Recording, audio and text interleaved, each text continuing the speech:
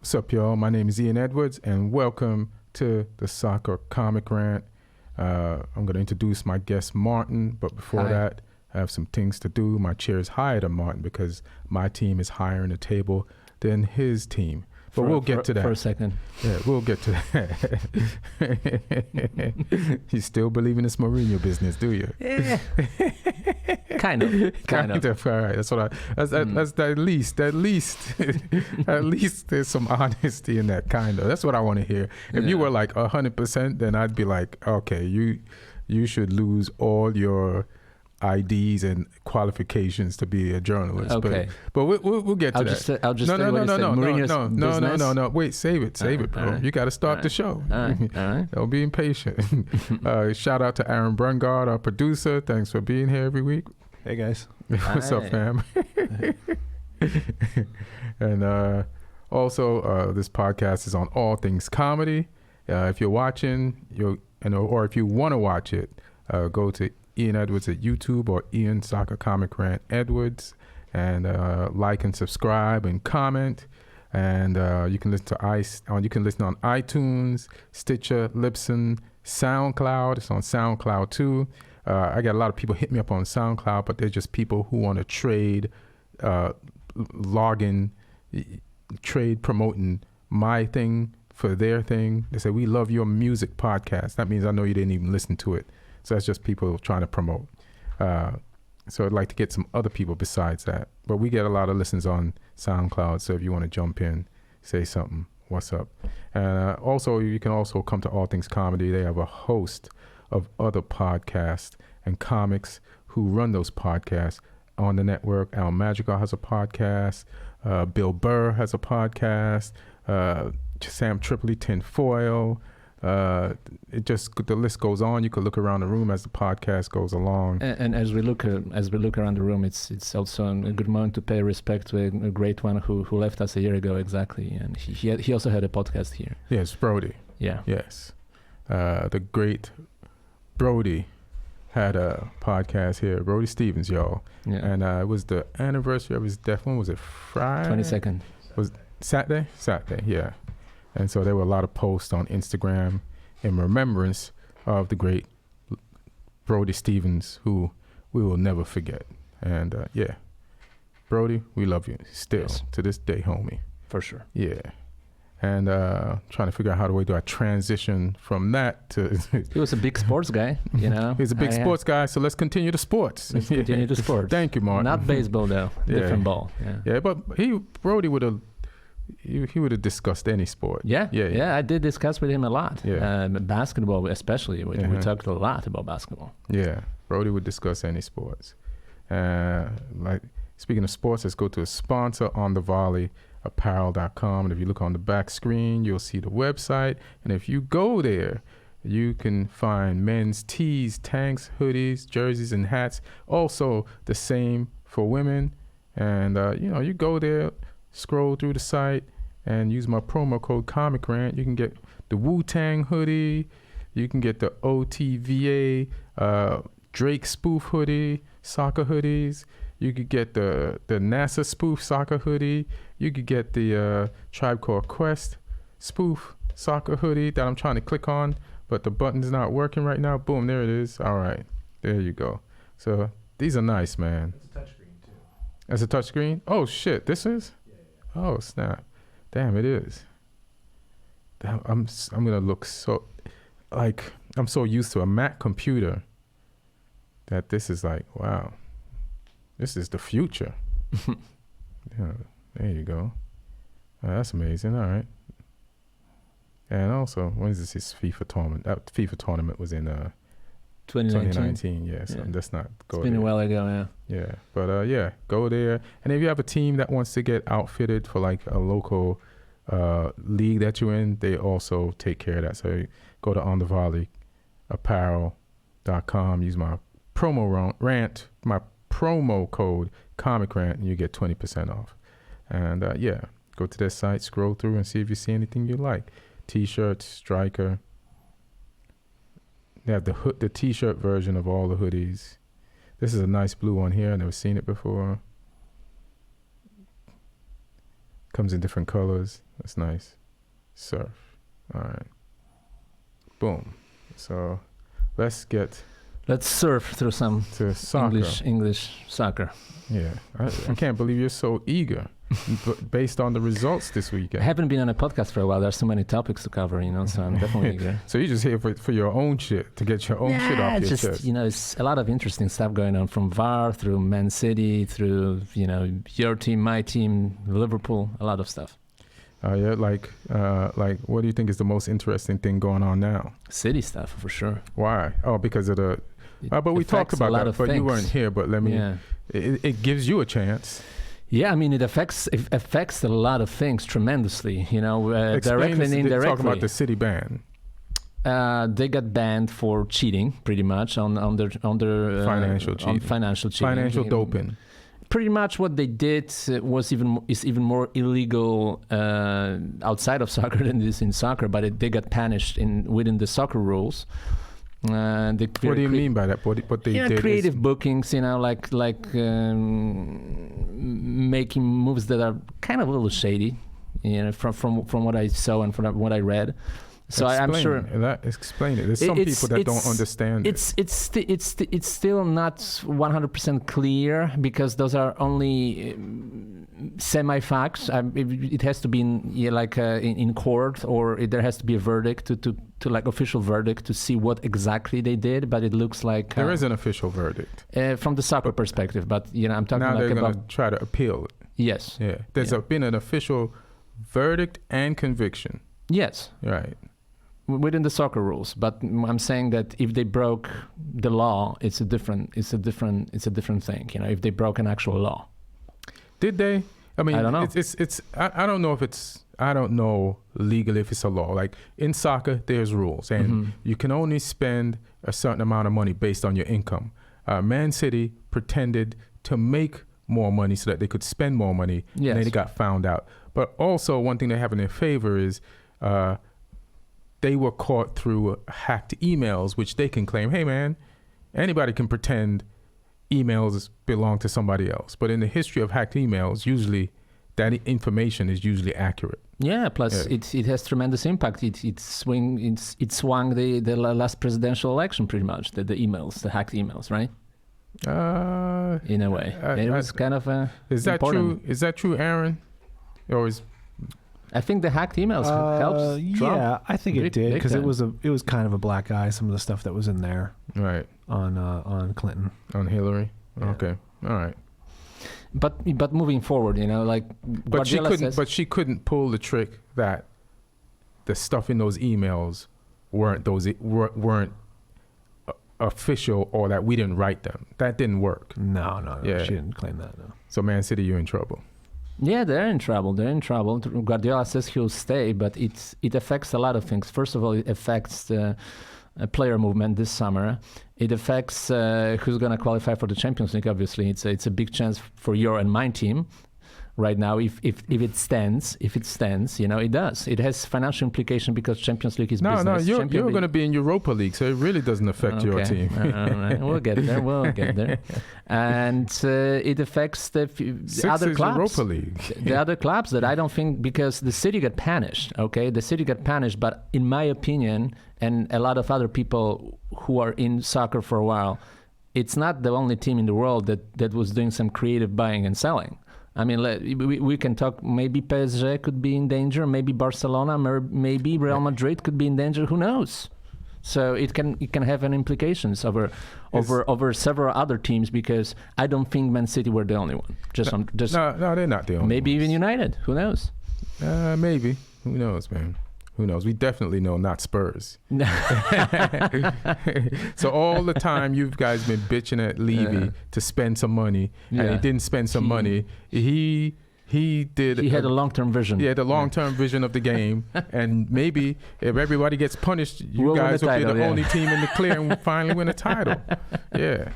So, stop bashing Levy. Exactly. Yeah. No, but we'll see what happens. They'll make a run for the Champions League this year, because they might not be in it for the next 2 years. So they might make a run this year. Yeah, we talked about that. They're making that run. What do you think was the biggest game of this weekend? Chelsea Tottenham, I think. And who won that game? Chelsea did. And what was the score? 2-1. 2-1. Yeah. All right. And what do you think of Tottenham's performance or Chelsea's performance, and how Mourinho? Well, let me just say what I was gonna say. Like, if you ask me Saturday morning, was this game played on Saturday? Yeah. Who was gonna win this game straight up, just based on the facts? I would be like, so Spurs played last weekend. They played midweek. Wednesday, yes. Wednesday. Mm-hmm. And they have no Son and no Kane. And no Sissoko, I believe. I haven't seen Yo Sissoko in a long time, so I didn't know he's count injured. him. Yeah, He's injured for a long time. Yeah, but you guys do have a lot of players to fill in for him. Yeah, you do. You got Gedison. You got a lot of midfield. It's scoring you don't have. So I would have just picked Chelsea anyway at home, which they were at home, right, to win this, and which is what happened. And Giroud got in the game, and he had a warm-up goal last week against Manchester United, what was ruled out, and then this week he had. By the way, he one had of the most ridiculously officiated games of the season, the game, the midweek. You think so? Yes. Where? I mean, you should still have won, in my opinion. You should still have you're won. talking about Man U's game? Man U game, yeah. Yeah. But there were so many mistakes. We barely won it, Yeah. and I think the officiating definitely helped, but we'll take it. Yeah, but they made mistakes for Chelsea as well. But there were like 2 huge mistakes in this game that were like ridiculous. But we'll get to officiating because it's a big problem We'll right now. We'll stay to this week. Yeah. We'll stay to this Chelsea and Spurs game. Mm-hmm. And so Giroud came in, he scored one, and they went up 2-1, 2-0, and then you guys scored a Rudiger scored. A Rudiger, like he had nothing to do with it type of goal. Mm-hmm. But I just think way to celebrate the birth of his child, because that was on the same day, by scoring an own goal. Well, it's not a great way to bring your child into the world. Yeah. Like every time you look at your child, you remember the own goal that you scored and how you didn't make Champions League because of that goal. All right, but and he also said something after the game because he got booed by Tottenham supporters. He said that the racism won. That was his quote after the game. So he still doubles down on the fact that, which was the investigation kind of denied that, but he still doubles down on the fact that he was racially abused at Tottenham, which was never proven, by the way. All right. I mean, doesn't mean he wasn't racially abused. Doesn't mean, because that happens every week, unfortunately. Yeah, exactly. It doesn't mean. So, all right. So, I guess I'm trying to figure out what I'm trying to ask you. What do you think of this? Because you said and what do you think of Mourinho? I'll get to. Let's start with you said Mourinho business. If I still believe in Mourinho business. Yes. Do you still believe in Mourinho? I still believe in Mourinho once he will start doing some business. I believe this team needs revamp. We started doing that a little bit, and it has to continue this summer because clearly there are some pieces that need to be moved. There's some pieces already got moved, but we're just halfway in the rebuild, I would say. But shouldn't he still be doing better with this team? If we had Son and Kane, sure, but we clearly don't have a target man right now. It's a big problem, especially when you play certain style. And don't get me wrong, he got out-coached by Frank Lampard for the second time this season. He did. But don't also forget who Frank Lampard played under at his prime as a player. So sometimes when you are this young, you have there's a master and how do you call it, master and understudy? Well, Jordan says Kobe could have probably gave him the most trouble because Kobe studied all his moves and stole them. Mm-hmm. So if that's what you're trying to say. I mean, Lampard pretty much was his right hand on the field when they were playing. So was Terry and a bunch of other people. Yeah, but from that kind of playmaker's standpoint, like he was dictating the game the way Mourinho wanted the game to be played, and he was at his best. Because I remember that very well because I covered Chelsea at the time a lot. I remember the moment Mourinho came. Frank Lampard wasn't even England regular before Mourinho came, and then Mourinho made him the player he became. Like he gave him this extra 20% in terms of his performances that pushed him into being like a star of the Premier League. I feel you. And and I'm sure that Frank Lampard, just because Mourinho didn't change much in his tactics, didn't change much in his approach to the game ever since. He still kind of has the same philosophy. So I believe that Frank Lampard knew how to contradict him when he played him twice this season, and both times he outcoached him. Oh man, both times he did. So this is not that bad. The only thing that Spurs had was a bad week, because I'm looking at your record now. You had a draw, 3 wins, and a loss in the league. But midweek you lost in the Champions League, right? To who? To Leipzig. To Leipzig, right? Very good team. Very good team. They're second in the German league. Yeah. And so Spurs is 6 and we're probably lower than that at the time. So it makes sense that a German league team that's second in the league would beat a Spurs team. But you used to tell me that Pog got fired because he got found out he was predictable. And you're just telling me that Mourinho hasn't changed much since he coached Lampard. So you have an even more predictable coach than the one you got rid of. Not more predictable, but I think it's just the insider thing, It's just, tendencies of someone you studied under for such a long time. And you just, because Mourinho is always very talkative, and he talks a lot about tactics to his players, and I'm sure he talked a lot about tactics to Frank Lampard. And for such a long time of them working together, I believe just Lampard knows his tendencies, even if he changes and switches, a little bit, because he had to change. I mean, we didn't play with any target man. There's only one target man, which is a young kid. He doesn't want to play him for whatever reason. I forgot his name. He's, I think, Scottish guy. And but you have Bergwijn. Yeah, but Bergwijn is a winger as well.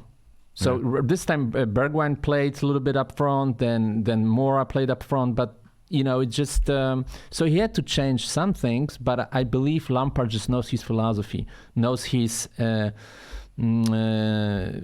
tendencies, and it showed twice, because Lampard was also exposed in some other games this season. He also had some bad coaching performances, but against Mourinho twice, that was a masterclass. Was this the game where I might be getting games? Is this the game where Lo Celso should have got sent off the field? Yeah, he should have got sent off. Yeah. I agree. Right. It was a bad decision. He stamped on Aspilicueta? Yeah, I remember like 2 months ago, they gave red card to Son, which I think was undeserved because it was clearly accidental. This wasn't accidental. That should be a red card right away. Right, yeah. Yeah. So you guys could have lost this a different way too. Yeah, but the game was already over. It would just speed up the process of us losing the game. I mean, it was already 2-0, I believe. All right. So do you still have hope? Yeah, it's just a tough situation. What do you have hope for? I think they can win. They can win against lower teams. This game next week against Wolverhampton will be kind of a measuring stick in a way, because we have to win that game to finish 4th or 5th. That will possibly give Champions League next year, and we can't afford to lose that game, particularly because Wolves are also in the hunt. I mean, the hunt behind you. Yeah, but there's still the hunt behind legit. you. So there's Sheffield, same tied with the same amount. Wolverhampton's 39. Then you can't ignore Arsenal, which finally the players are getting everything that Arteta is teaching. They're playing with more tenacity, more energy. Everybody's defending. Aubameyang, I don't even want to jump to the Arsenal game, but he was probably in the second half their best defender, going back. And then even Burnley's within Burnley's range. the hottest team in the league. And Everton, speaking of hottest team in the league, even though they lost this. So this is, I'm not going to count Southampton. I'm not going to go that far. But, this is, you have to watch the people in front of you and the people behind you. Same thing for Man U too. We got to do that too. So it's crazy out there. Yeah. Like I will never say right now that Man U is going to get a Champions League spot. No, and I once we get to Man U, I'll tell you my verdict. You sure? Yeah. I don't know if, because I have a fan. Yeah, I'm sure you do.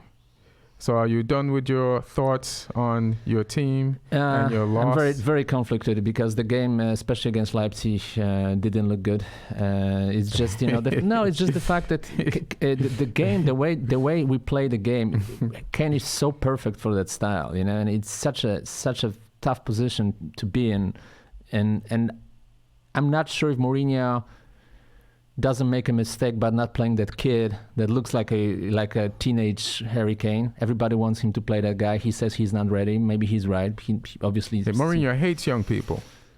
No. Yeah, pretty much, yeah. He started Rashford. Rashford started before him. No, Rashford scored goals under Van did? Gaal, yes. Yeah, he didn't introduce, He used McTominay out of desperation, So... Yeah, that's not his MO. Okay, that's not his MO. So we can move on. Mm-hmm. You're done. What was the second biggest game / moment? Technically, it should be City's Leicester, second and third team, but okay, but it was kind of a strange game that didn't really matter. It did matter. It does matter, but Man City's just reinserting their status as, hey, we ain't the best team in the league, but we're definitely the second best team in the league, and we're going to prove it by beating the third best team in the league and create some distance and just let motherfuckers know there's only one team better than us, and it's Liverpool. And anybody else below who thinks or has some type of an idea that they can beat us just because we're not the champions or we're not going to be the champions, we're going to let you know. And Sergio Aguero had a weird game. He missed a penalty. Or the keeper saved it. So let's give the keeper credit. I think he was waiting for the keeper to dive off his line and slide it. But the keeper played a better game of chicken and waited until he kicked the ball and then saved it. And then, Sergio hit the post again. Scored an offside goal. And the danger here is that he got pulled and he put on Gabriel Jesus, and Gabriel Jesus scored the winning goal. So, when I watch City play, I just watch the countdown for when Pep is going to finally start Gabriel Jesus overall and piss off Sergio Aguero. And I wonder if this is it. Yeah, but Aguero scored like 8 goals in the last 7 games. So. Yeah, I know that. Does Pep know that? Or does Pep do what he wants? Pep likes Jesus just to come off the bench and give the spark in the last 20-25 minutes. I think that's the role. And Gabriel Jesus is not happy with that role for sure. Exactly. He might be one of the first to leave, especially if the ban is out there. He might say, hey, give me a chance on some other team. Right. I'm good enough to start and play in the Champions League. Yeah, he is. He could go to, like Inter Milan or something. Why not? Or like a red team in Manchester. Would you really take him? He's good. We need a forward, right? Well, that was the point I'm trying to make when we get to Man U, because I have a little bit of criticism here, but we'll get there. You sure it's just a little bit of criticism? I think it's a lot. It's a lot, because I'm gonna both praise you and criticize you for pretty much the same thing. So you're gonna Martin me? All right, that's what you do. You act like you're gonna say anything surprising.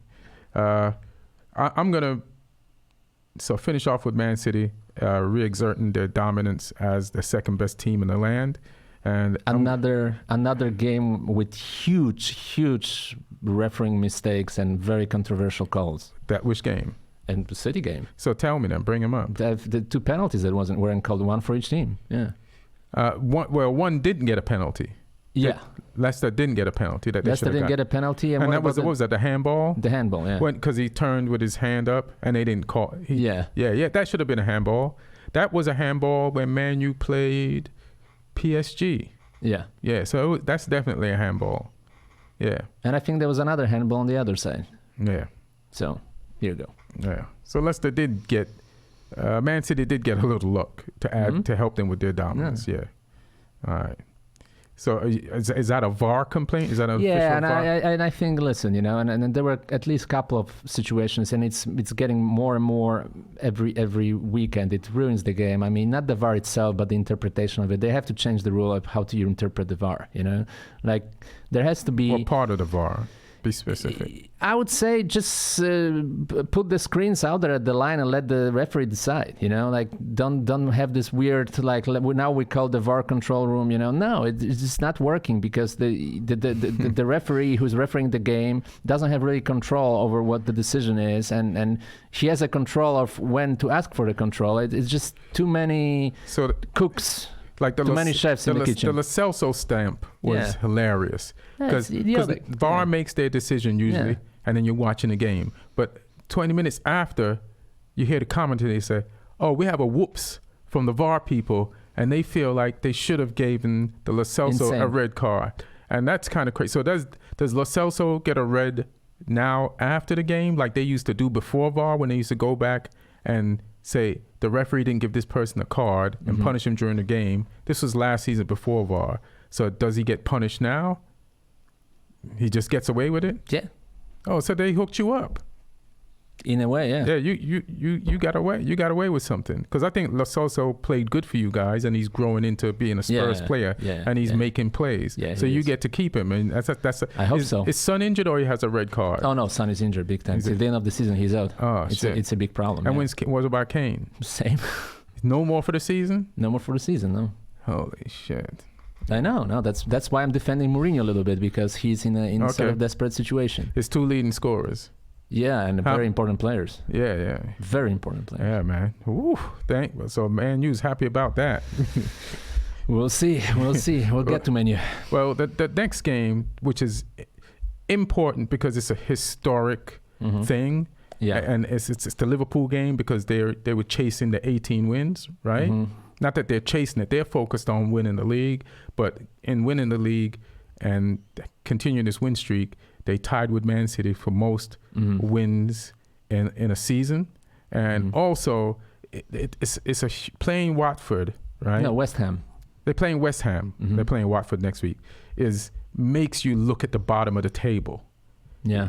And because my boy Lloyd lost this weekend, his Aston Villa team.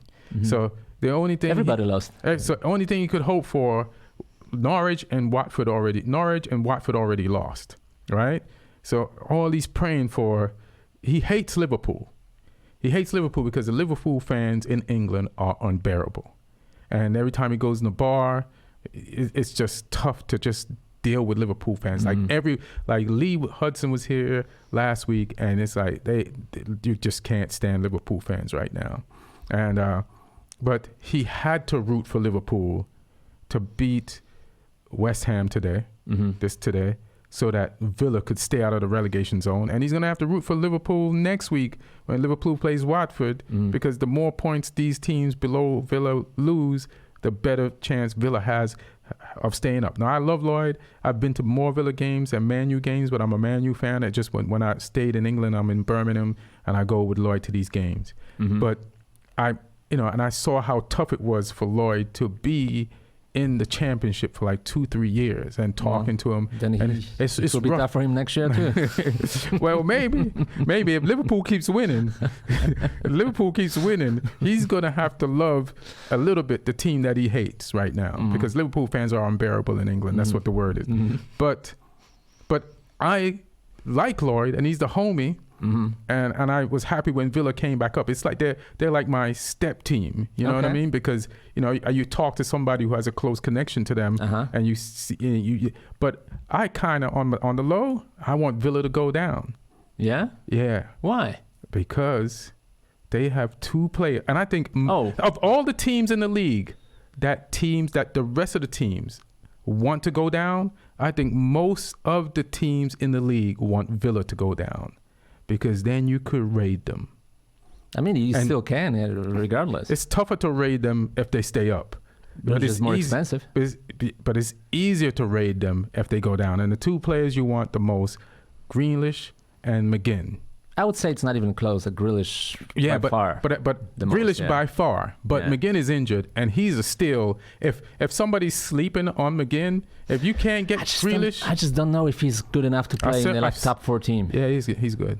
I don't think he's that good. Yeah. Grealish for sure, proven commodity. Grealish for sure, but there's a reason they're losing right now. And guess who's not there? McGinn. Yeah. So very good player. Yeah, sure. So very good player. So they were doing better, when he was there. So I'm just my proof that the loss of any of them. But if somebody wants to sleep on McGinn and they go down and somebody, if my team went for him, I'd be all for that shit based on his age. I'd be all for that shit. But so that's just that. So the scenario of today's Liverpool game has repercussions for who's going down and has historic and a historic result for Liverpool and just the way the game played out. It's just like of all the teams, one at the bottom, West Ham, came up there and they barely had the ball. They barely had the ball, but when football is a mean-ass game, man. I'll tell you one thing, talk about having luck in life and not having luck in life. I mean, I really feel bad for David Moyes. He never has luck ever. I mean, that's not true. Never. Since he went to Man U, ever since, his life is pretty much... He's a very rich man. He's a very rich man, for sure. But no luck. And here today, they had a chance to beat the Liverpool, or at least to get a draw. They were not playing bad football. They were actually fighting the whole game. It was very unlucky, especially the second goal. And unfortunately, I have to criticize a guy I personally know very well. Fabianski, your boy? Is he Polish? He used to be called a Sloppy Hanski when he started at Arsenal. Well, he's back twice today. Today, Sloppy Hanski for sure. Second goal, oh my God. And what about the first goal? He got not as bad as the second goal. The first goal looked like, does he have gambling debts? That's what the first goal looked. And the second goal, I understand him letting in the second goal more than the first goal. Really? Yeah, because Salah, the ball went through his hands. I know, but Salah took a shot and the ball went through Fabianski's defender's legs and then it appears. You know what I mean? But in between his two hands is like the most... the simplest thing to do. They both look bad, and they both goalkeeping errors. Yeah, kind of. He was kind of the anti-player of the game for sure. Yeah, but it's too bad because he was the best goalkeeper in the Premier League last year. But there's a lot of things in this game. Well, this is why football is a mean-ass game, because Liverpool today, right, had the chance of tying Man City for most wins in a Premier League season. And they had 70% possession. Mm-hmm. And West Ham has 4 shots on goal, and 2 of them go in. So they have 30% possession, and they get 2 goals out of it. And their goals were better goals than the Liverpool goals because they were not goalkeeping errors. They were legit goals. So it's just sometimes Solskjaer plays 5 at the back for Man U, and the fans...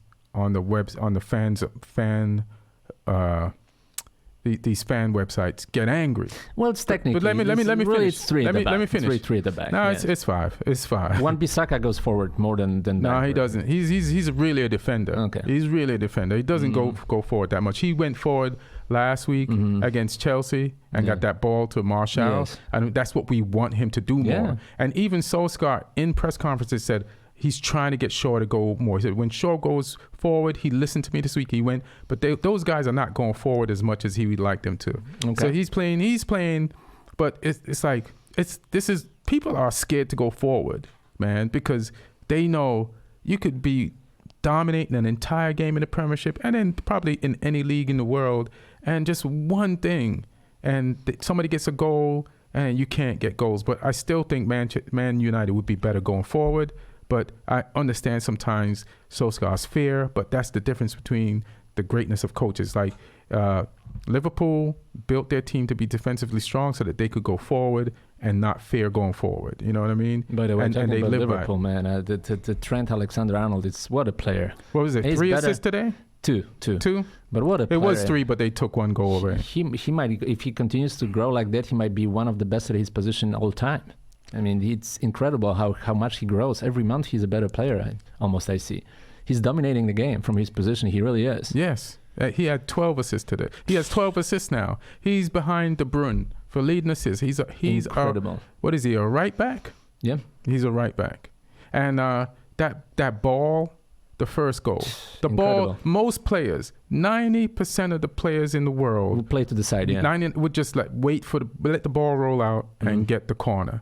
He runs over to say, "Nah, fuck this. I'm putting this in the box." And if you're playing against Trent Alexander, if you're an opponent of his, remember, he is a master of surprise.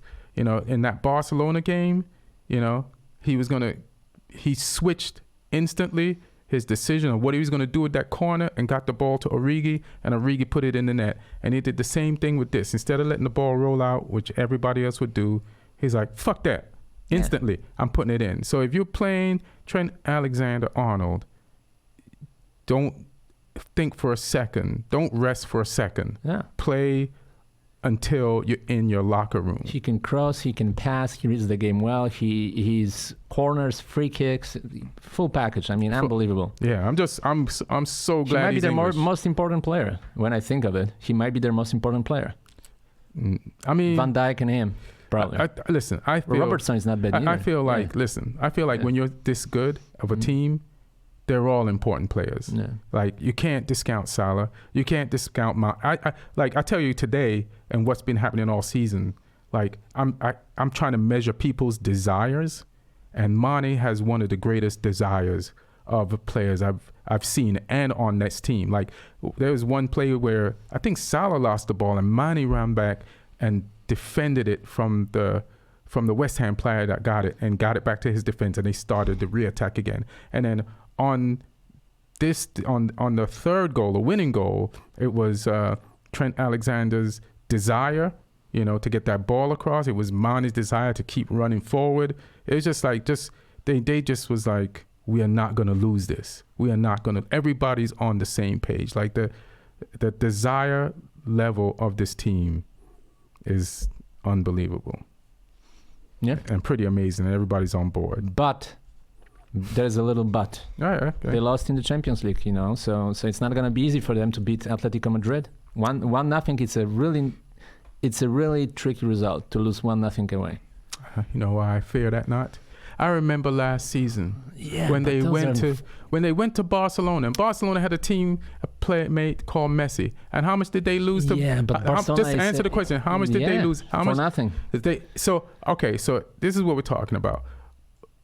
Barcelona, right, is in the same league as Atletico Madrid, right? Who won the league last year?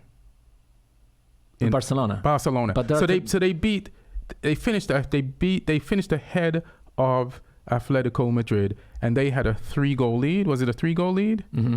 And at home. So now Atletico just has a 1-goal lead. Their individual style. And now they have to come to Old Trafford. But I mean, not to Old Trafford, I understand. Where is it? I forgot that. Anfield, yes. But I'll tell you this: every team has their individual style, and Atletico is a team that nobody really likes to play against him because they're like Diego Simeone. They're defensive. They're fighters. They disrupt you. They disrupt your harmony. Can I believe that they will not beat Atletico? I can. I still think they will, but it will be a major surprise if they don't? No, it won't be a major surprise because Atletico are a hard team to play against. And all they have to do is just score 1 goal, and it will be really a lot of pressure on Liverpool in that game. So even if it looks like a perfect season, it's not unavoidable that they'll actually go down in the last 16 of the Champions League, which would be a major sensation, but I don't think it's impossible. The fans don't care. The fans, you know what the fans want? The league. The league, yeah. They don't give a fuck. They do, not as much, though. Because they already have the league. Yeah, they don't have it yet. They have it. 22 points. They don't, listen, they don't believe it till they got it, you know? 12 more points. When 12 more points come, they'll be happy. They'll believe it. But as far as like you're saying about Trent Alexander-Arnold, they took out Keita out the game. They put in Oxlade-Chamberlain. Like, he's really rising. Like, when he first went to Liverpool and they got hammered, like they lost like a big, like Man City hammered them, and that was right after he just got hammered being an Arsenal team before, and then he got injured. And I'd like, how much is this guy really going to play? And especially because Arsenal players kind of, like, he was a part of those Arsenal players that didn't, like with Walcott, that didn't, like, mature into what they were supposed to be. Mm-hmm. That's why Arsenal was, like, fine with getting rid of him. And, you know, like on this Liverpool team, it's just with this coach, with the whole team's mentality, you got to be on board. And it's getting the most out of this guy. So this is a great place for him to come. And yeah, man. So Liverpool 3-2, great game, thrilling to the end. And another thing, I don't think Mane and Salah are really getting along. They're just tolerating each other, teammates. Yeah. You could see, like with the goal celebrations, that these motherfuckers are not tight. No, and but sometimes they are professionals. Especially, I think Salah. Mane is more professional, I think, than Salah. Salah sometimes doesn't pass to Mane when Mane is in a good position. I can see that during the game. Sometimes he doesn't pass to him. I've seen it happen. I remember the time you was telling me about it when it happened, and Mane got mad, but I don't know if it's happened that much lately. Let me tell you this. I have a couple of Egyptian friends, you know, some of them are actors, you know, like whenever they have a lot of success, it gets into their head, you know, so maybe Salah is kind of a little bit hangover from last season. I have a Polish friend. I have some Polish friends, just one, and sometimes when they get a little success, it gets into their head. So you man, I think it got into his head because sometimes he looks arrogant on the field. For me, Salah. Sometimes he looks a little bit arrogant. Smiling. Fire? No, just making bad decisions, like a little bit like too much out there. You know, he's still very good. It's not individually, it's not his best season for sure. You know, like he gets away because he played so great last year and 2 years ago that people remember that and nobody wants to criticize him because he's one of the best players in the Premier League for a while. You know, but if you take emotions out of it, if you forget about the previous seasons, like in this particular season, he's not really one of the best players for Liverpool. I would say Alexander-Arnold, Van Dijk, Mane, Firmino, and even Henderson are having better seasons than Salah. Listen, man, he scored a very important goal today. He did, yeah. No, and he did like have some very good games too. Mane can't score the winner if Salah doesn't score the tying goal. Although it was more goalkeeper's goal, in my opinion, than Salah's goal. Still shot it, bro. Still? Yeah. You got to shoot it for the goalkeeper to make that mistake. Sure. Yeah. So let's go to Manchester United versus Watford. Yep. And what do you have to say, my Polish? I see two glasses. Here. One is half full and one is half empty. But one is full and one is empty, and I'll tell you what I think. Okay. Hold on 1 second. Aaron, did you understand that? I just want to make sure I'm not the only one confused. There's three of us in the room. Okay. One person. Aaron, did you understand that at all? Two things. Now, let him answer the question. I think it was half full, half empty. He has a couple different opinions. Yeah. Might disagree with one another. So here's when it's full.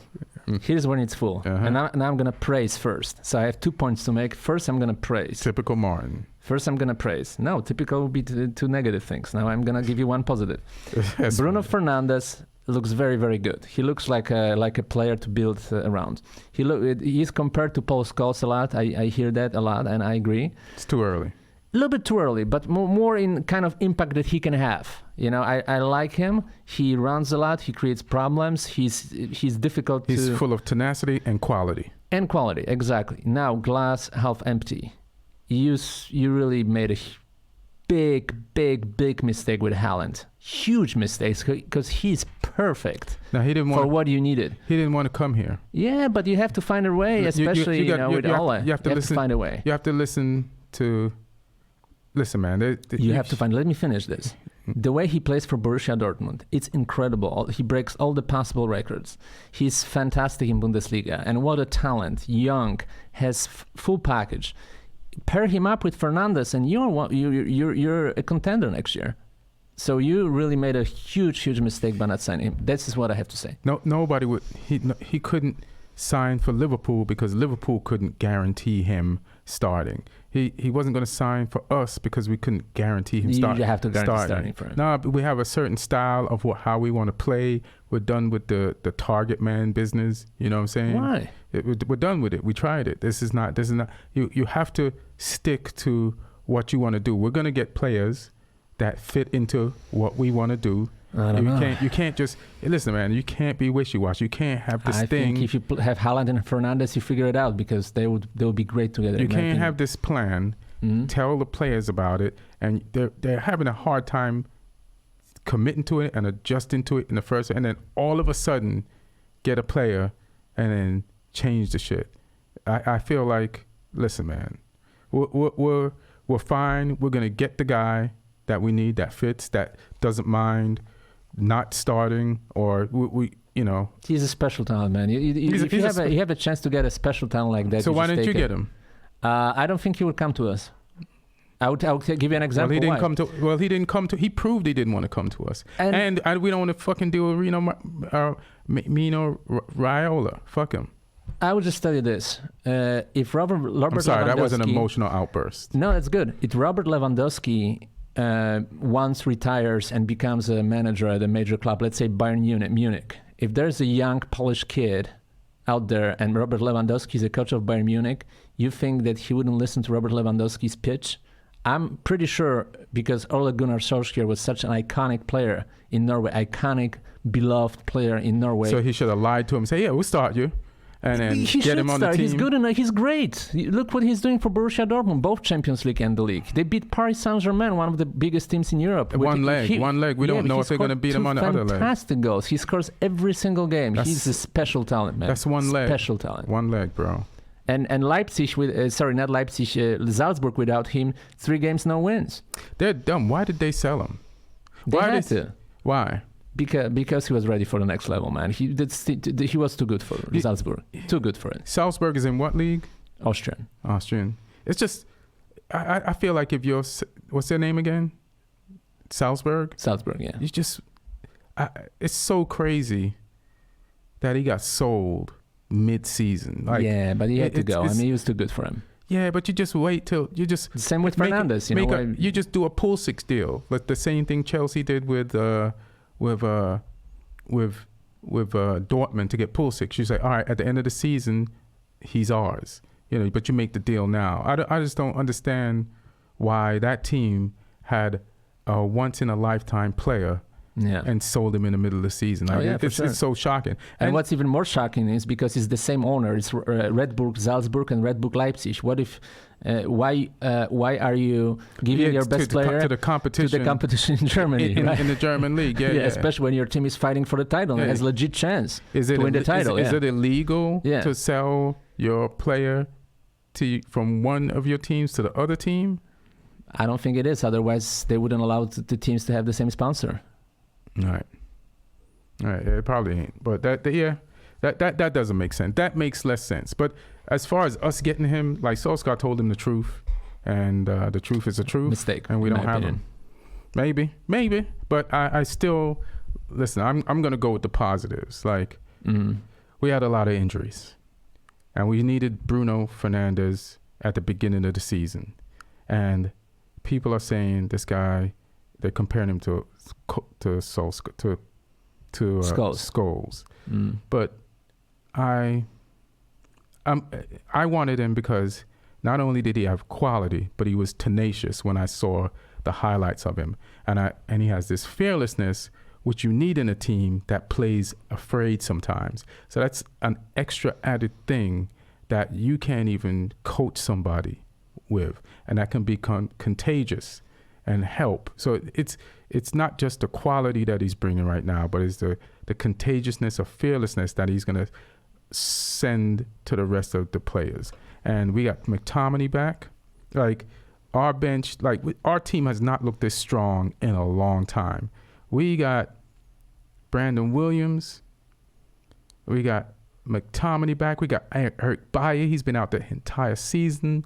Maybe next week Pogba's back. We got Igalo. At some point, we'll get Rashford back. Mm-hmm. So we got midfielders. We started the season with no midfielders. Now we possibly have more than we need. We don't have to ever really play Mata again, and Matic is good because if he doesn't have to play every game, he can do something because he'll have the legs. Yeah. So I believe in his quality. So we're in a good position. You guys are in a terrible position. So we should be in difficult position. Yeah. But I still think we can pull it off by beating the lesser teams, and I still think we don't have to lose against you guys. But here's where you have a good advantage because our next few games are tough. we have to play. By the way, did you see on the bench Danny Welbeck and Tom Cleverley for Watford? Here's the crazy thing. Not just on the bench, but they got in the game. They got in the game. So we had Igalo, which was their old player, and they had Cleverley and Welbeck, two of our old players. It looked like a prisoner exchange. Like when countries exchange spies at the border, like those when they all got subbed in pretty much around the same time, it looked like a prisoner exchange. But yeah, Welbeck, man, like Welbeck was at Man U, and so was Cleverley. At some point, he was the best scorer for England, like 4 years ago. I never believed in him. You know how some people get results, and you're like, but yeah, he don't got it. You know what I mean? It's just because I've seen him miss more goals than he's made. Like he was better for England than Man U for sure. Then he had a moment at Arsenal for a second. He was pretty effective, but always got injured right after he started playing well. So that's the problem. A lot of injuries. Yeah, but I just think he never refined his game and became a complete footballer. And until you do that, then Now he's a forgotten man, as is Jack Wilshere and some other guys. Well, now he's on a team that might get relegated. Yeah. Yeah. But I still don't think they will, because I think they're better than some teams right above them, including Bournemouth and Aston Villa, and even Brighton. They're on a very bad stretch right now. Good. Very, very bad. Good. Stretch. I hope they go down. Brighton? Yeah. I'm still not. Listen, they fired their coach who saved them last year, and they got this new attacking guy in, and it was working out at first. Yeah. But now, how's it going? Now they got to play. Are they playing you guys next week? No, they're playing Crystal Palace. Yeah. But I hope they lose that. Like, if any team I hope goes down, it's Brighton Hove. So Chris Hughton could just laugh. But this Man U Watford game, I just want to stay on it for a little bit. Mm-hmm. Like, Watford, a lot of people are saying Watford played lazy. But I think they played strong in the first half. They gave us a lot of trouble. And Troy Deeney and some other people created chances to score, and they just didn't take them. They could have had a goal in the first 10 minutes of the game, and that's just how football is. But they pressured us, and they created like some mistakes out of our defense, and they just didn't take their chances. And but in the second half, there were definitely some lazy Watford players on the field, which is not typical of is it Nigel Pearson? Of a Nigel Pearson team. But yeah, because that Greenwood goal, I like Greenwood a lot as a player. The two players he just ran by, like the referee, I think stayed up with him more than the two Watford players that could have caught him from behind. Oh, by the way, I remember something there, because I was listening to this one of the podcasts that I like to listen to, soccer podcasts, like an insider podcast. And Comic Rant? That's the one. Another one I like to listen to. Insider, only if I'm not in it, because I don't like to listen to myself. Yeah. But I'll tell you. At least you're honest. No, it's like Adam Driver doesn't like to watch himself. I don't like to listen to myself. If you want some insight, listen to the Soccer Comic Rant when you're not on it. All absolutely, right? Yeah. I'll tell you this. So, apparently, Mino Raiola got back to United asking that they have to lower the price for Pogba. Yeah. When did he do this? Recently, like last week, because nobody wants to buy Pogba, and he really wants to make sure that Pogba is leaving this summer. But I'll tell you where the problem is, with Pogba right now, because I studied a little bit. From? It was on that podcast. And those are like really good insiders, because they predicted, like, for example, they were the only ones saying with the Bruno Fernandes transfer how it's going to go down, and it went down exactly like they said. But I'll tell you this. If I'm any club in Europe except of Real Madrid, I'm not taking risk on Pogba. He clearly said it many times that he only wants to play on one specific team. Why would I buy someone and risk that he'll be unhappy like he's right now at Man U? Well, it's Juventus or Real Madrid, but to me, they've all spent their money. Yeah. And there's no way they can afford him. Like, Real Madrid is dealing with issues with Hazard. They spent how much money on Hazard? They spent how much? And he's not even doing what they want. So it's like, and then, you know how I say Bruno Fernandes is full of quality and tenacity? Pogba is just full of quality, and he lacks the tenacity. Mm-hmm. I mean, he did play with tenacity for France, so but for us, he doesn't. But also, I can't ignore that he didn't have the players now with Man U that he has. Let me finish. That he doesn't have the players when he was playing before his injury that he has now. And like Fred is really good now. Mm-hmm. We have Bruno Fernandes. McTominay has grown as an individual. And you throw Pogba into that. And then Rashford is so much more better. And then Martial. And then if we buy another midfielder and a forward in the summer. And like if Pogba stays, Man U is actually his best case scenario. But listen, I don't know if this can be fixed because there's people who are against Pogba, like fans.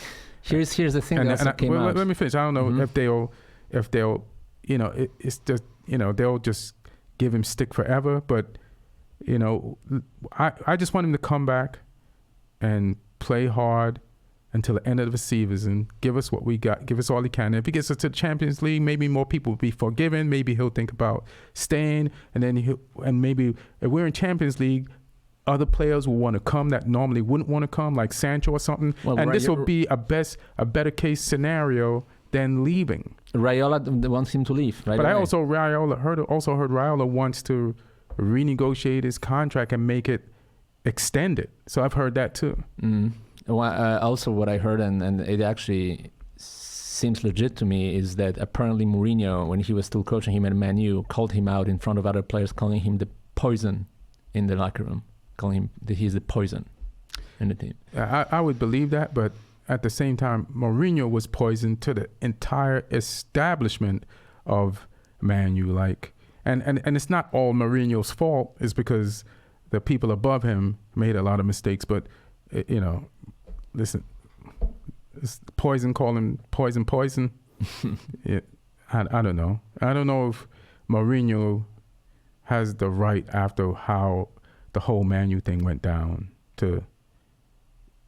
But that makes me believe that because. But Mourinho is never going to take responsibility. He's going to blame somebody for his fall. But it also makes me believe that because this relationship is so strained and because Raiola and Man U are clearly fighting, maybe that's why Haaland didn't go there. Yeah. Maybe Raiola thought you cannot go there. Exactly. Maybe he wanted to go there. Yeah, exactly. Interesting. And did you hear the argument between last week and this week with Mino Raiola and he what he said about Solskjaer after last week's game, right before the Chelsea game? He said, in Raiola's defense, Solskjaer answered a reporter's question, but he was responding to a portion of what Raiola said when Raiola answered another reporter's questions. So reporters are asking questions, and I've seen this before. Like around the World Cup time, somebody asked Pogba about Real Madrid, right? They asked him about it, you know, and he said, "I like Zidane, and as a kid, and I'm French, I always want to play for Zidane."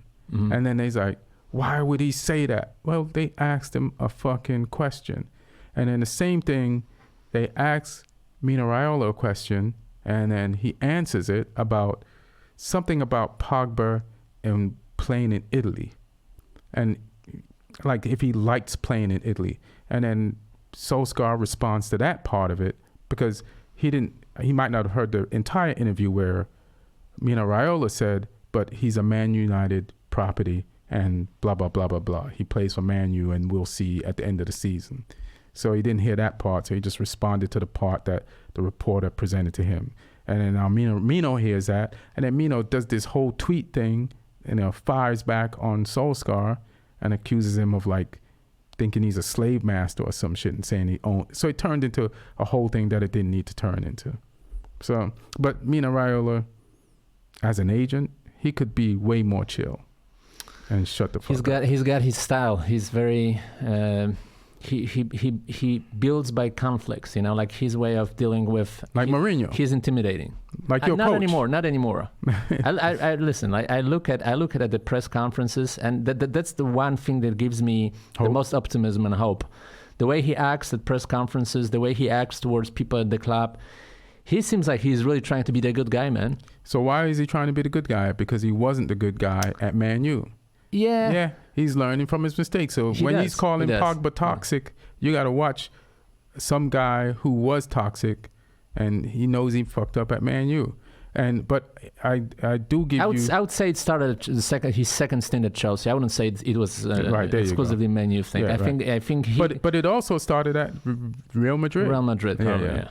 But also, I like what he said at the end of the Chelsea loss, where he said, hey, we have Son out, we have Harry Kane out, it's going to be tough. And I was like, it's logical, and that's the right thing to say. Yeah. But also, you don't want to give your players an excuse to not try to qualify for Champions League. Listen, I like Bergwijn. I think Bergwijn has quality. I think Bergwijn will have some good games, yeah. Yeah, I think he has quality too. Let me see what time it is. What else do you... Wolves? Yeah, Sheffield United, they keep winning, man. I mean, you can't really discount Sheffield United. It's very strange how this team can end up in the Champions League somehow, because they don't make many mistakes. They're not the team people talk about too much, so they still have this surprise effect on people, but they keep getting results. It doesn't look like they're slowing down. You know, they just go for it. Well, they tied with Brighton. So thank God they didn't get 3 points this weekend. And what do you think of the legitimacy of Wolves? We'll see next game when they play us. We'll see how legit they are. Who do you play next? The Wolves. They could beat you, man. They can, but I still think we'll beat them. Yeah, with no scorers. They have all their scorers.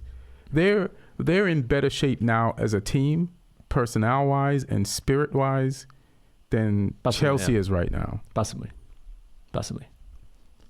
Jimenez is really good. Jota had a very good game last. I think scored 2 goals. 2.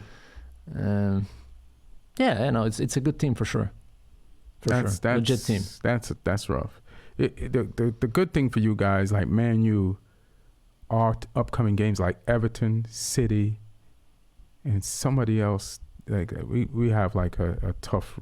Especially City game will be tough because you kind of beat them a couple of times, and I think they will really seek revenge in this one. Yes.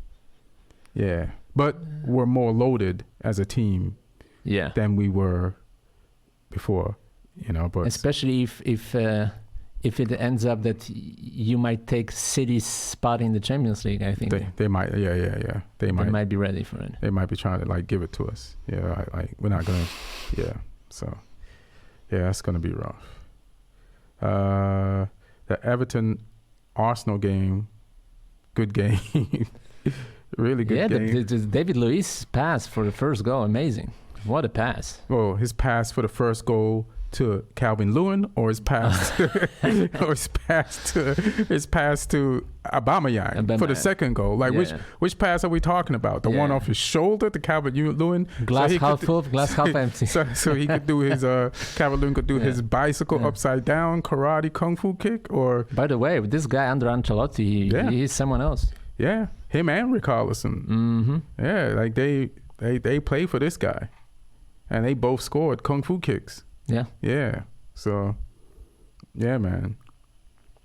But Arteta's plan is seeping in. Players are playing hard. They're digging in. And this was a game where players who are not used to, how do you weather out a game with 10 minutes left? This is a learning lesson. You're 10, 15 minutes left. You have the lead, and you have to keep it. Or when it was 2-2 and we're you want to win but you don't want to lose it. It's a lot going on. And then once you get the goal, now how do we keep this lead? It's this is shit that Arsenal has not been good at before. And this game was great because it taught them a lot of lessons that they needed to learn in a short amount of time. Well, let me tell you this. Leno had a very good game for Arsenal finally, because before he had some games that he wasn't very good. When they were calling him Jay Leno for unintentional comedy. You were doing that. He was providing. That was you. Unintentional comedy he was providing for Arsenal, but together with Luis and Socrates, by the way. But he had some really crucial saves in the second half. Yeah, there was one where Gomez, who came back somehow, 5 days after that injury, to be back on the field, it's crazy. Like 3 months,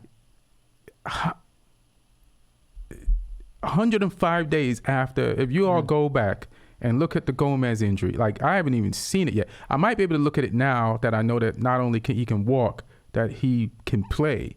And he's the one that split the defense on that pass. So and then Gomez before Ancelotti had his moments, but if Calvert-Lewin is playing good on the Ancelotti and Richarlison, I know Gomez is probably going to be a really good fucking player on the Ancelotti. And it was his first game back from that horrific injury, and he came into the game and he was doing some shit. And I was like, oh, wait till this motherfucker really gets warmed up.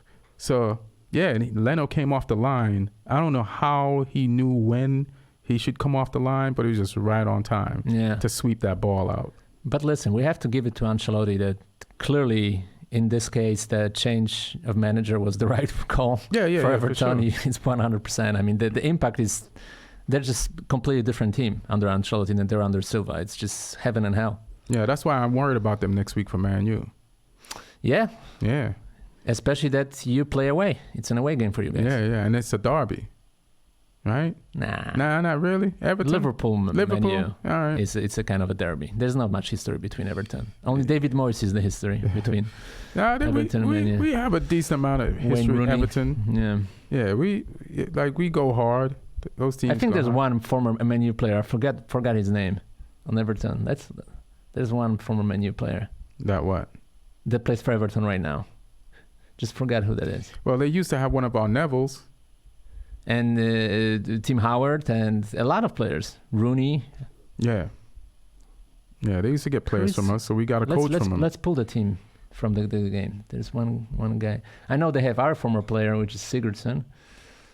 It's in the lineups. Oh, Schneiderlin, yeah.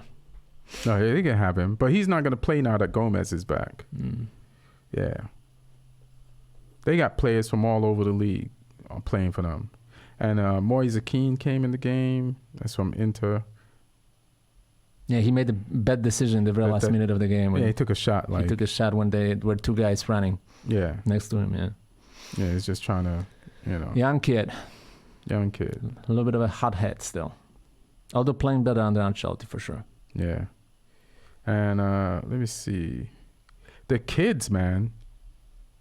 How do you say this name? Is it Nketiah? Nketiah? Yeah. Like 20-year-old receiving a pass from an 18-year-old to score the was it the equalizer? Like that's Sacco, man. Like let me go to because he came in. Saka. This guy. Nelson is not bad. No fear. There are just no fear. Oh, I just realized that Socrates is not playing for them anymore. You're right. He's on the bench. Socrates. Good call. For Arsenal. I think, was he the one that got injured? Mustafi is playing now. Socrates is better than Mustafi, but Socrates got injured, I think. And then they had to bring in Sacco. Let me see. No, that was Kolasinac. My bad. That was Kolasinac that got injured. And then Sacco came in. There's still a theory in North London that he's a secret Tottenham player and that we send him to Arsenal just to disrupt Arsenal. Well, you tell me, is it? That's a popular joke in North London, apparently. Yeah, but let's see what Arsenal does. I still don't trust them. Yeah, as what? As being good? As being top 5-6 team, no. Yeah, I hope they're not. better teams. Let me see. Let's see where they are in the table.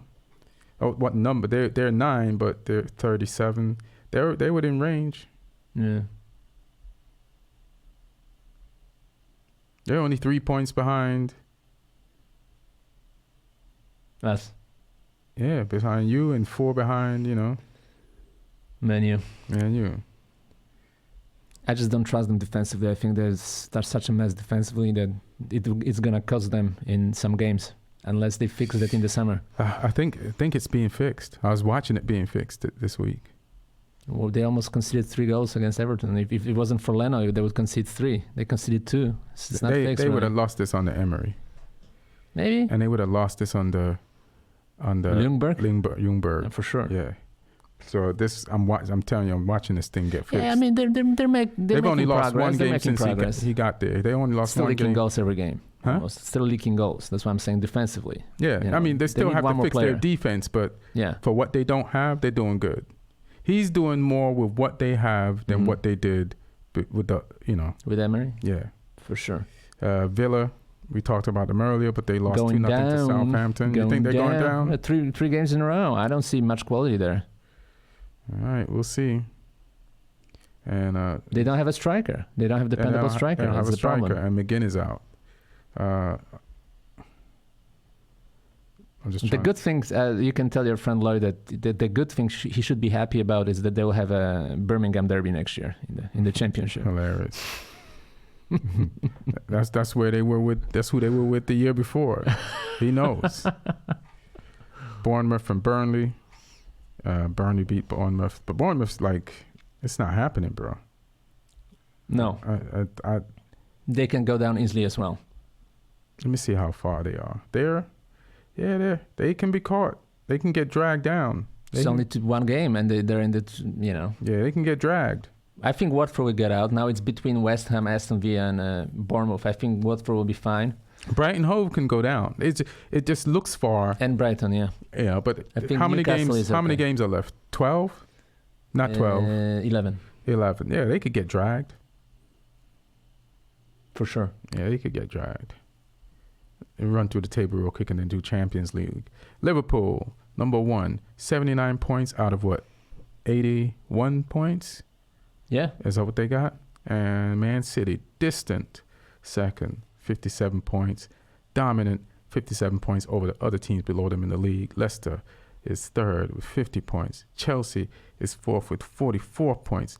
Man City, the team that beat Chelsea a week ago, are fifth with 41 points. Tottenham, with our used, tired, fired coach, Mourinho, is sixth with 40 points. Sheffield, the team that's going to overtake Tottenham because Tottenham has no scoring, is seventh with 40 points. Wolverhampton Wanderers, the other team that's going to beat Tottenham next week and overtake them in the table because they have no scoring, is 39 points with 8. Arsenal, the other team to soon and later overtake Tottenham because they have no scoring and because they have a great new coach who's teaching them how to gel together defensively and play as one unit, is 9th with 37 points. Burnley, who may fail to overtake Tottenham but are going to be right there just to scare them enough, is 10th with 37 points. Everton, who's playing your team? Who's playing my team. And it is a very scary thought because we got to go down there next week. And these dudes are not playing around. And Ancelotti is a coach that I really love. And I know that he's a really great coach. Has got these dudes fired up. And they have a lot of pieces. And they look dangerous. So that is going to be a tough one next week for Man U. But they are 11th. And Southampton, who were in the relegation zone, was at Christmas time. Yep. And they are 12th now. I don't know how they did it. But Husahanto, or whatever his name is. Hasenhüttl, good coach. And, he should probably leave after the season and get a better Premier League job. Probably. Yes, that would be the best thing for him to do, but he's 12. That's what Pochettino did. It's time Southampton for, it's time for, what's his name? It's time for who? Hasenhüttl. Yes, to move up. So my advice to you as your non-agent, get a new job in the Premier League next season. Crystal Palace is 13th with 33 points. They won this weekend. Who did they beat? Newcastle, I think. Newcastle, yeah. So, yeah. We didn't talk about that much, but, it's Newcastle versus Crystal Palace. What is there to talk about? Newcastle is 14th with 31 points. Brighton Hove, who I pray goes down for the firing of Chris Hughton and that they should pay for it, is 15th with 28 points. They are in position to be dragged, and I hope they get dragged. Oh, they are. They are. Yeah. And Bournemouth, man, I love you, Eddie Howe, but, man, you got to figure out a way how to escape this slide. Eddie Howe? Yeah, But how? Figure out a way How? how. You're 16th with 26 points. Aston Villa. Come on, Lloyd. But also, shit, man, I would love to get one of your players. Now, what happened to this thing? Coronavirus in Italy. That's what happened. Oh, there we go. And Your boy David Moyes. West Ham. Yeah, well. Ugh, hey. 1 point in 5 games. Ugh. Not looking promising. Not looking promising. And they have tough schedule as far as I'm concerned. Right. I mean, when you're third from the bottom, anybody you're playing is a tough schedule. Yeah. So, yeah. And they're slipping. Yeah, they're slipping and sliding and slipping. Who they got next week? They got Southampton, Southampton will love them some West Ham next week. Yeah. Love them some West Ham. And Watford, they're 19th. Thank God you didn't beat us this week. And you got Liverpool next week. Well, good luck with that. Damn, good luck with that, bro. But you know what? Someone will beat Liverpool eventually. But especially, you know what? You're right, but it ain't going to be Watford. And I'll tell you why it could be. Because they have the Atletico revenge game right after this game. So they might play B team or whatever. Liverpool has been in this position before. They're fine. All right. Yeah. Norwich, goddamn. If you go down, we would love us some Campbell. Yeah. Is he that good, though? Yes, he is that good. All right. Yes. And right Would you pieces take around. Pookie, no? No, it take us some Campbell, though. So the people are like licking their chops, going, just circling. You know, there's some teams, if they go down, there's crows already circling above Villa. There's crows. There's crows already circling above Norwich to get that Cantwell. All right, so we got Champions League coming up. Let me see. Diop from West Ham. What's that? I don't believe in Diop like that. Reece. You know who else they want from Norwich? Aaron. Oh, the back. Aaron's. Yes. Yeah. There's buzzers circling for Aaron's and Cantwell. Yeah. And so this is Champions League coming up. Barcelona versus Napoli at Napoli. Who you got? Barcelona. Napoli is really bad this season. Very disappointing. All right. And Barcelona has this new coach that's not working out. What do you think of the firing of Valverde? I mean, well deserved, but I didn't disagree. Well deserved? Yeah, he wasn't really getting the max of this team. They won 2 La Ligas. True, but he was making crucial mistakes in some games, especially the Liverpool game, and I think the players didn't believe in him. But I don't agree with the guy they brought in. So I think they made a lateral move. I say you keep him until the end of the season because they fired him. Maybe Guardiola will be They fired him when they were at the top of the table. That seems a thing in Spain because they tried to fire Zidane. Yeah, Spain is Real Madrid. If you think England's crazy, well, England's not. They're actually less emotional. No, Spain is crazy, and we talked about it before the podcast because Barcelona was allowed to sign Braithwaite from Leganes as a past transfer deadline because of the injuries to Dembele and other. And Braithwaite was the best player for Leganes that is fighting for relegation, which has a financial repercussions if you go down to the Segunda, even more in Spain than in England.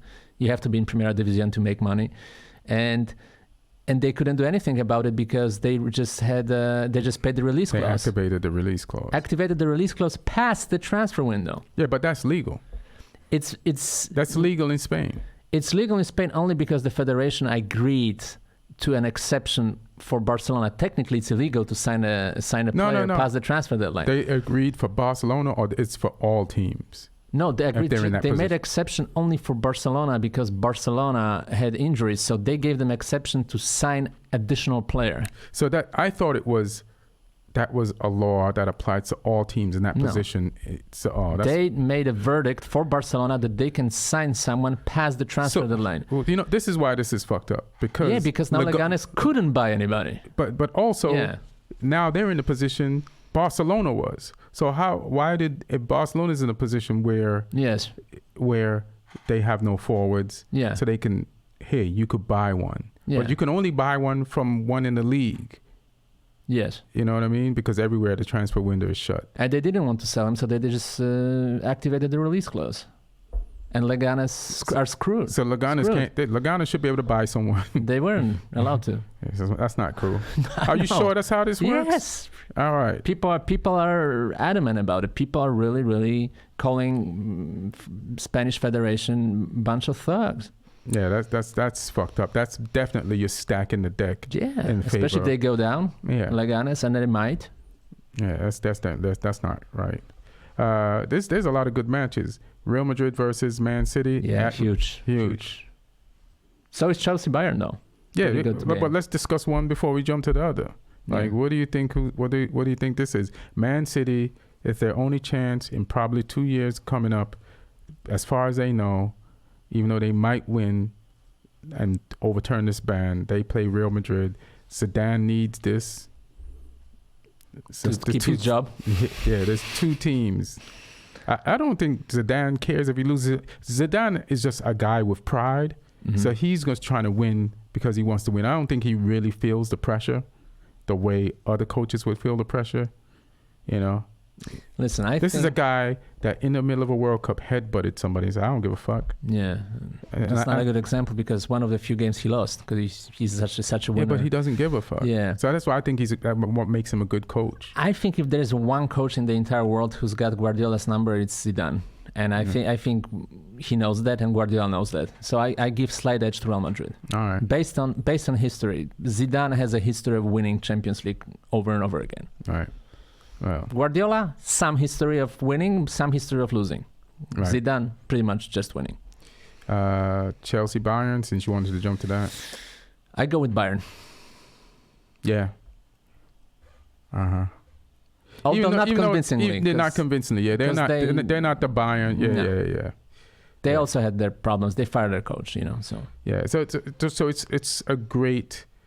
It's like it's almost they have an even amount of problems, which makes this a very unpredictable tie, right? And Lyon versus Juventus. How's Lyon doing in the French league?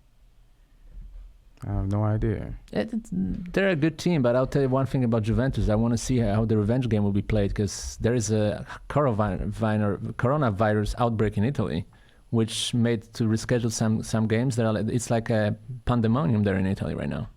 Are you sure? Are these just Martin words? No. It's the only country in Europe where there is a really big coronavirus problem. Where they stop trains on the border. Lyon's in 7th, yeah. There is a lot of hundreds of people sick. Oh yeah. Yeah, it's scary, man. When I think of it, because when something's happening in Korea, you're like, okay, but now Korea. I mean China. Sorry, in China, then it's far away, but now it's spread to Italy and some other countries. It's scary, man. It's scary. Yeah, don't panic, bro. Just stop shaking hands. All right. So, all right, that's it. Anything you want to plug? Sure. I have. I'm on this last episode of Black Lighting. It will air today. So yesterday, when you listen to it on Tuesday, it was a lot of fun working with Wayne Brady, great comic and an actor, very, very nice guy, as a matter of fact. And I have a movie coming out, finally, the one that was blocked. The release was blocked by Universal after shootings in August. Now it's coming out March 13th.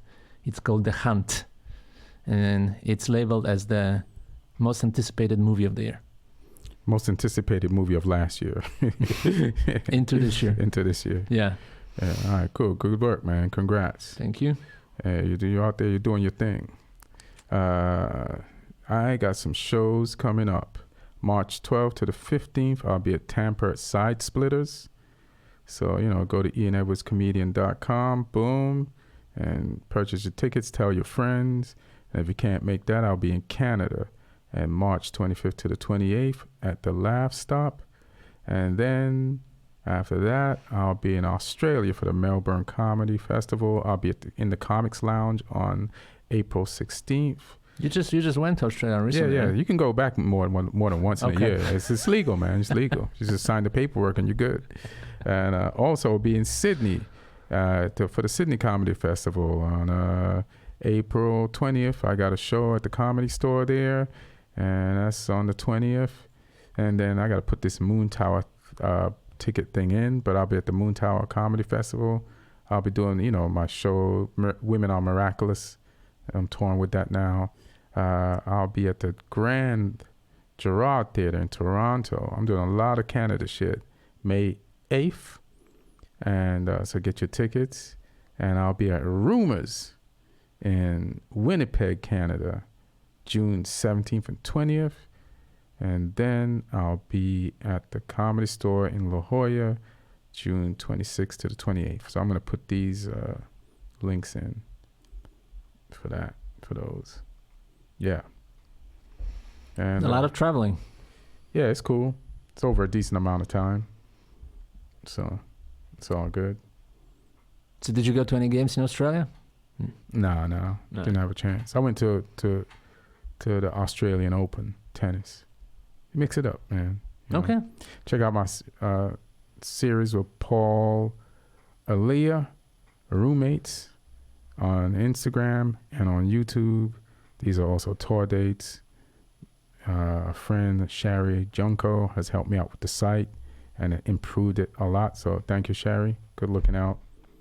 And so that's it. Everybody, enjoy your week of football. Love yourselves. Treat people right. You know what I'm saying? And the words of Brody Stevens, positive energy. Yeah. And Aaron Brungardt, enjoy. Anything?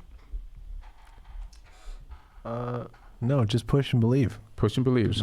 No doubt, baby. All right, y'all. 1. Thanks, Martin. Thank you.